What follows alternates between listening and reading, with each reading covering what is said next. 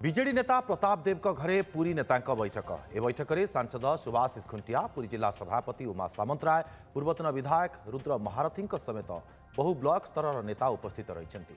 2 दिन तले बीजेडी नुआ श्रृंखला कमिटी गठन कर अचानक कहीं प्रताप देव घरे पुरी नेता बैठक से नहीं कौन स्पष्ट सूचना मिल पारि ना।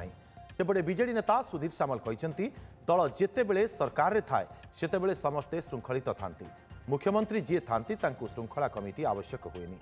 जेतेबेले दल हारी जाए सेतेबेले दल रे श्रृंखला रुहेनी। सेथिपाई श्रृंखला कमिटी गठन हुए। दल विरोधी कार्यकलाप और बयानबाजी रोकबाकू सभापति श्रृंखला कमिटी गठन करिसेंती।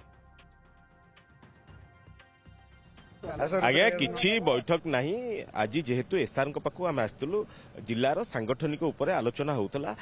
जिला सभापति पदवी डिक्लेयर हो सारा प्रत्येक ब्लॉक बर्तमान ब्लॉक सभापति यूएलबी सभापति सब डिक्लेयर हे से तारी उपर एसआर डाकी जस्ट आलोचना करूँ। सांगठनिक प्रक्रिया विषय आलोचना होता।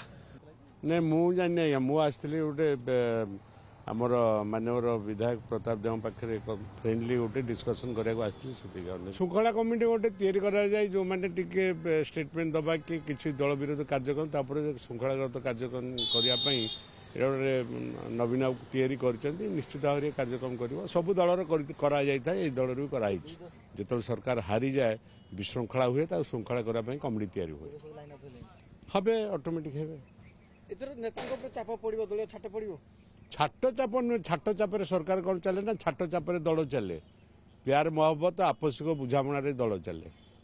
देखो जिला स्तरीय बैठक होते निश्चय मत डाकरा होता।